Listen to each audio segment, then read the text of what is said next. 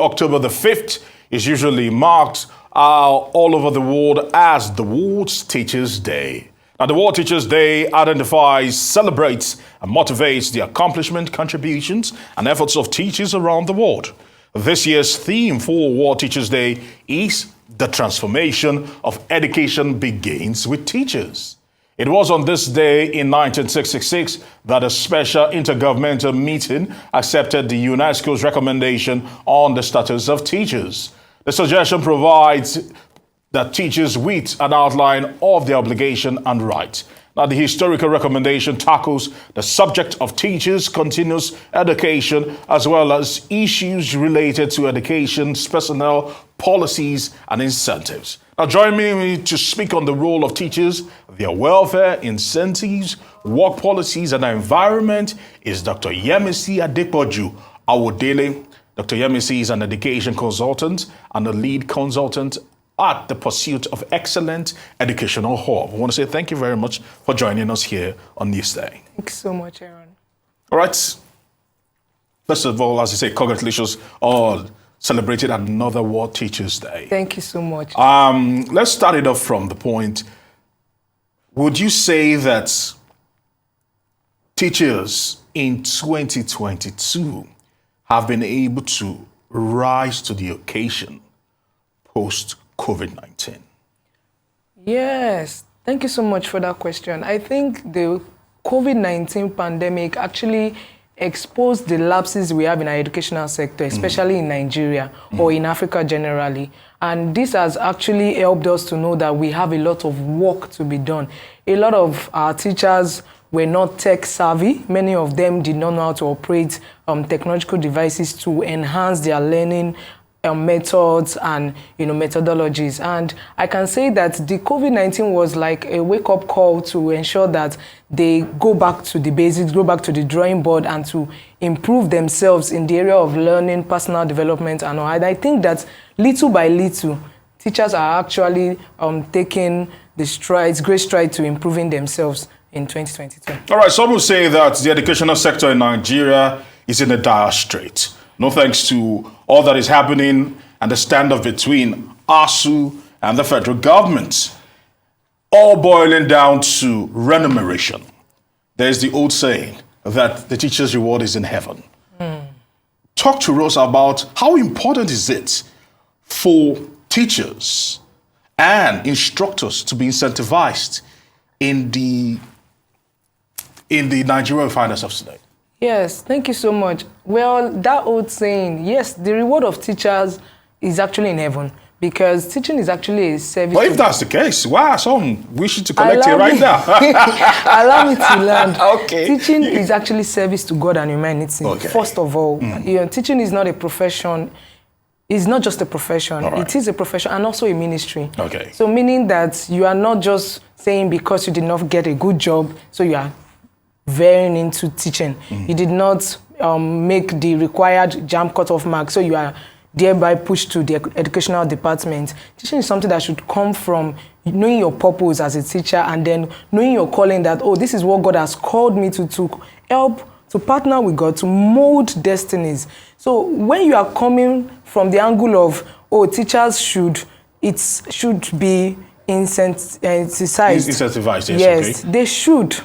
Because a happy teacher is also a happy student, and then a happy society. So I believe that teachers should be motivated, given better salaries, better work environment, motivated and all. And that is why for the last 2 months I have been launching a campaign, Project 500 Teachers, that made me to distribute my newly written book, Teaching a Service to God and Humanity, to 500 teachers for free, and also, calling on my partners to distribute the food items to them, just to encourage. And they were so happy when we went to public schools, private schools. They were like, nobody has ever remembered teachers. Most non-profit social enterprise come together to celebrate the children, forgetting that there's somebody that is actually molding these destinies.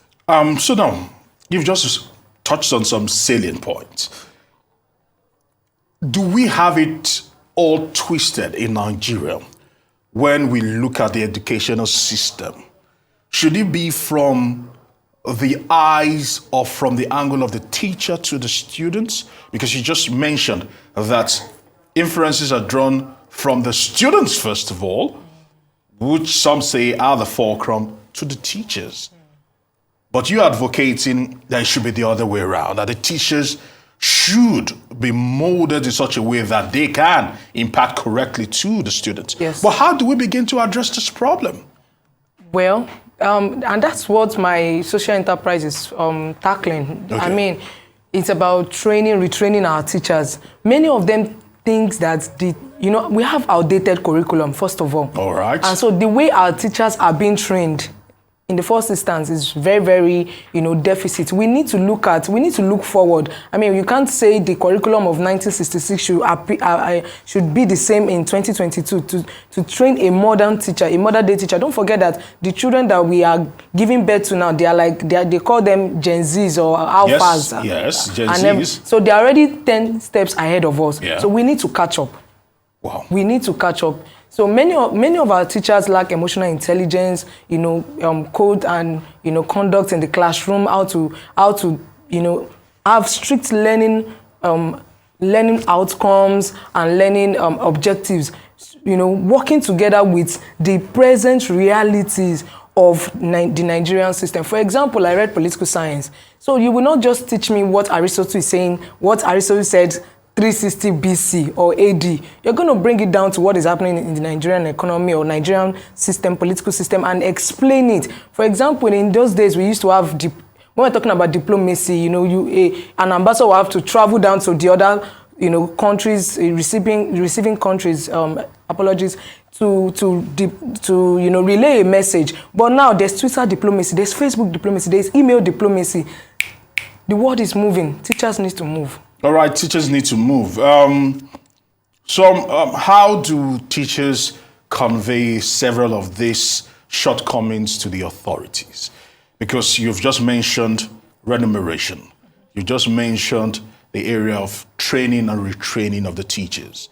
You've mentioned key places like emotional intelligence, how to handle students properly, how to ensure that these teachers are up to date with the happenings of life. Usually, when teachers speak up, they get cut down, literally. Maybe gets suspended, or maybe just outright dismissal. How can a teacher of today find his or her voice to ensure that some of these demands, which are germane, are being pressed home and they are being met to ensure that they create the enabling environment for teachers to thrive? And yes, thank you very much. For example, for someone like me, many of us take personal development very seriously, meaning that you have to develop yourself by yourself and not wait for the government. I believe that if the change we desire begins with us, it starts from the posture of our heart, the posture of our mindset. Do you have a possibility mindset, even as a teacher? What kind of vision do you have for the educational system? Are you just there just to mark time, wait for your paycheck and leave? Or do you want to create your brand? So many teachers nowadays have their brands on Facebook, Instagram, and many social media there to project all of these things. Right. And little by little, of course, the world is global now. Little by little, I feel that our government, they are beginning to see reason with all of these things. And many of the private schools that we have now are now training their teachers, ensuring that their teachers are trained. They call for, facilitators, consultants like I to come and train their teachers. But I feel that the government should also look at this aspect for the public schools. All right, it's not all doom and gloom, I should assume and I should presume. Talk to me. What's the best part of being a teacher? The best part of being a teacher is to see that child that you molded as a toddler or a very young child becomes great, and you see them doing great things.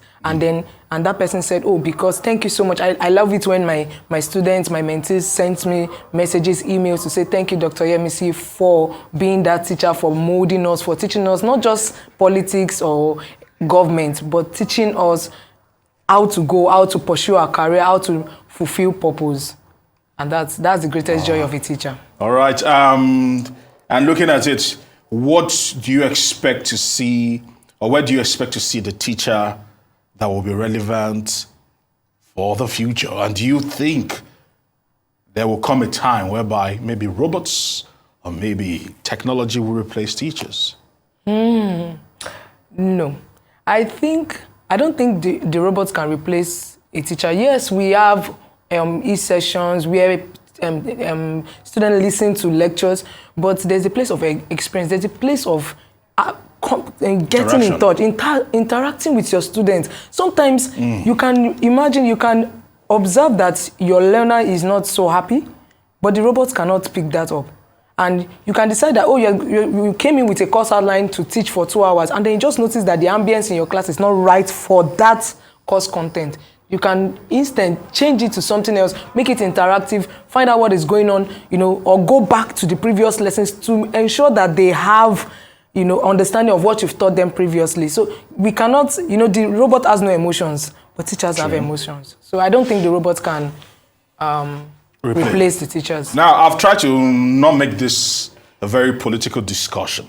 That's why I've tried to just stay away from us. But if you have a message to the government on the best thing they can do, not for teachers, but indirectly the students and the teachers themselves, what will be the advice? Well, thank God that we are in the period of electioneering campaigns and all. I'm not going to talk to the government. I'm going to talk to the citizens to demand that this is what you want to see in the educational system. Anybody that is coming to you, vote for me, do this, demand. What do you think should be the standard? The demands should be that the schools should be, the public schools should not now become something that people detest to go in, and that it will be conducive for both the teachers and also the lecturers, and then the quality that we are known for is remained, or we become better. Okay. We become better. And one of the things that the ASU people are fighting for is for, I think, for autonomy to be able to make decisions, and also their remuneration policies, and ensure that the policies that have been put in place does not affect them indirectly. That's it. So I think government should also work with that. So when we're talking about government, we're talking about the people that will be in power. And then, a few months from now, power will change hands. So I think that the citizens should also put forward these demands to ensure that this person that would be our leader, future president, future governor, has education at the heart of their manifesto. Because if you want to see development in any area of a state, education is the bedrock for such development. All right. Certainly you're vast in the educational sector. You're a registrar in a polytechnic. I want to find out from you, what is the role that parents play in the lives of teachers? And what do you think, or where do you think parents do probably cross the line when dealing with a teacher?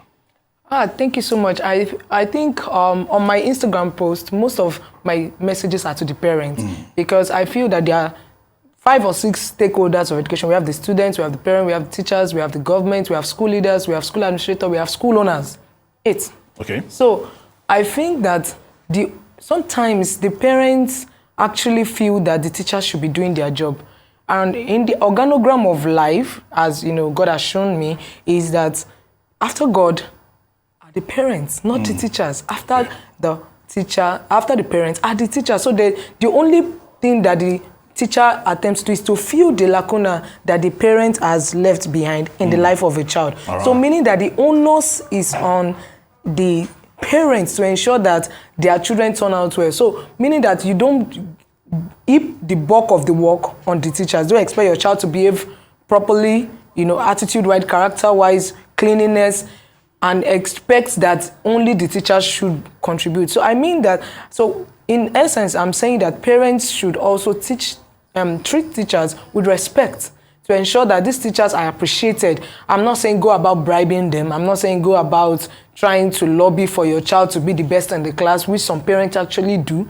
And, it's time for parents to also know that, these teachers, on World Teacher Day, you could just write a note, thank you, teacher, for what you're doing for my son or my daughter, to encourage them to, this teacher actually knows that I'm doing a great job in the life of their children. So parents should also know that parents go to schools to beat up teachers, to harass teachers. It's not done. You don't expect your child to turn out well when they are experiencing that side of you in the front of their teachers. And of course, when we're growing up, we feared our teachers. Like when your teacher say, my teacher said, our teacher was the authority. Like even when 1 + 1 is 2 and your teacher says 1 + 1 is 3, my teacher said is 3 and that's it. So, that's it. All right. Okay, what to say? I would have loved to find out about the role of discipline. Okay, let's talk. Okay, just before we go, talk to me about. Let me just roll this into one. First of all, discipline. Where does the teacher draw the line in respect to disciplining the students, and what can be done to ensure that fraudulent teachers that probably leads students astray, how can they be weeded out of the system quickly? Okay, discipline. I mean, in Lagos State, for instance, we have a policy that says no beating. You can't beat a child. Do you think that is appropriate in the Nigeria we find ourselves?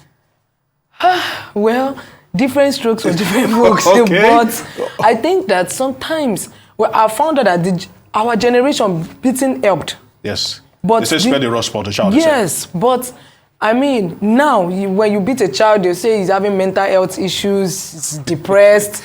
All of these terms are new. Okay. And of course, we felt bad, but we didn't akin it to being depressed. Oh. We were beating up our teachers, but I, for once, I appreciate my teachers beating me. Yes, because I was not so focused, I was so playful, and they needed to, ensure that I was back on the right path. But, a lot of parents frowns at the fact that teachers are and then some teachers also overdo it by leaving marks on the, so there's a line. So now that we are no longer beating the children and we are not allowed to talk to them anyhow also, I believe that back to the parents, you need to do your homework well. Right. So then to say that unscrupulous teachers, how they need to be fished out, I know that our recruitment system, now the recruitment systems of teachers are now changing. They no longer look at your certificate, what you have. I am privileged to, help schools to recruit, and then I'm on recruiting boards, and I see that we no longer look at what you have. I mean, your first class, your very good awards. We psych you, emotional. We check your emotional intelligence, your EQ. We check your comportment. We check your body language. We ask you questions. We give you an essay to write to find out your point of view. With all these methods, I think that you can actually find out which teacher is suitable for what. All right, I want to say thank you very much, Dr. Yemisi, for your time. Thank you, Aaron. Here, I will wish you all the best. Thank you and so the good work you're doing, distributing books to teachers to help probably raise the bar a little bit. Continue the good work. Thank you very much. Thank you. Hope to talk to you in the near future.